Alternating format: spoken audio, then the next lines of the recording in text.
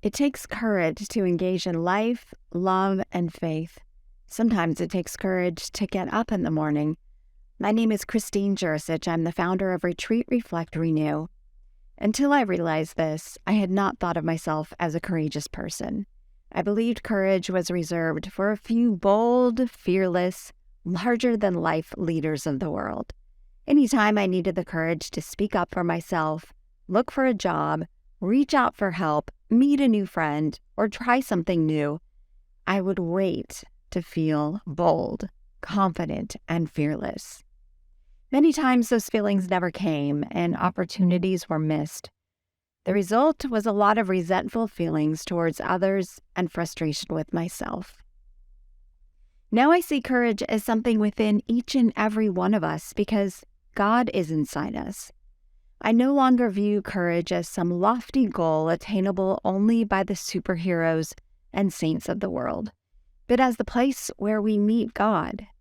It is the place where fear and trust meet.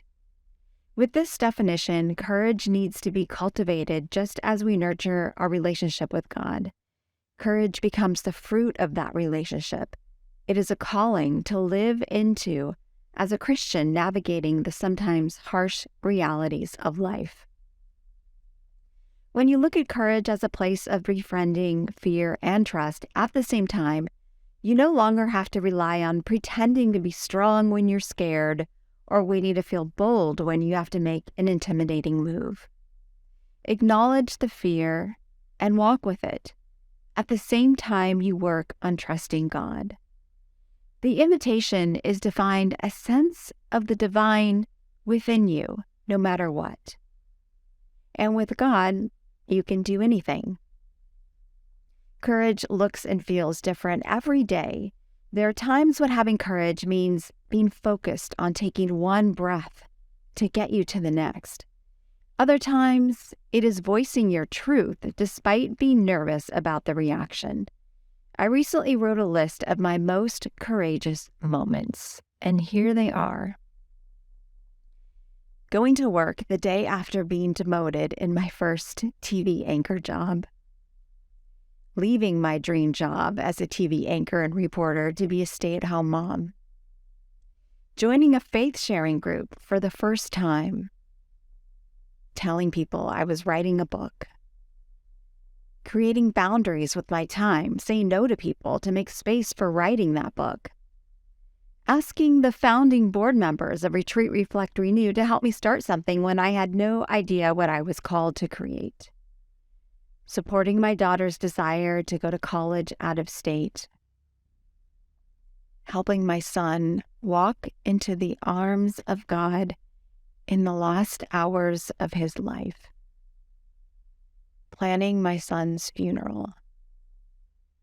Crying in the arms of a friend. Calling my neighbor in the middle of a panic attack. Going to therapy. Writing and sharing this list.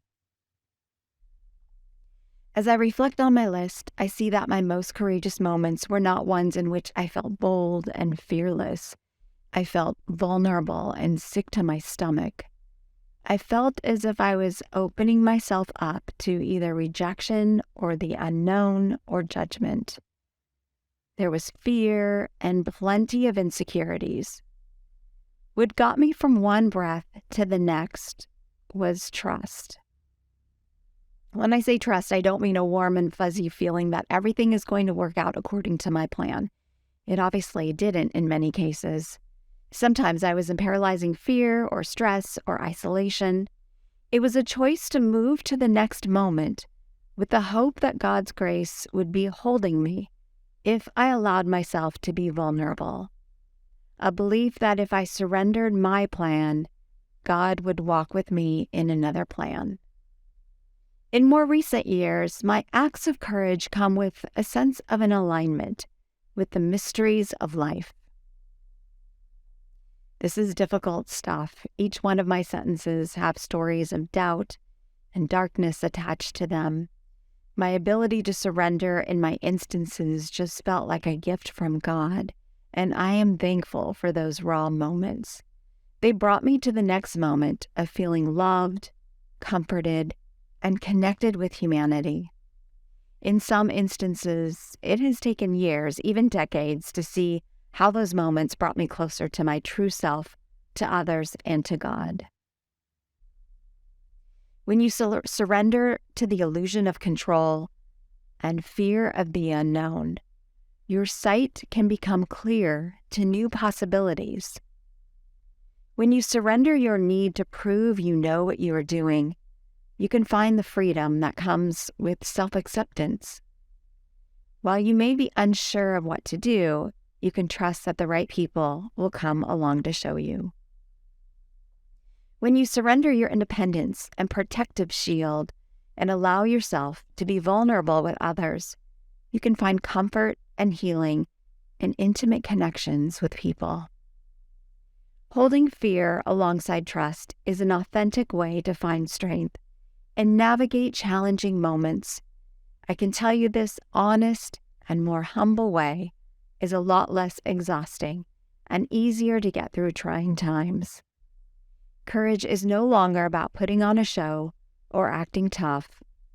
It is about getting in touch with your emotions in a real way, which is exactly where God resides. You can sign up to receive reflections like this one in your inbox, and you can share them on Zoom in our Sacred Circle drop-in faith sharing groups. Visit us at retreatreflectrenew.org.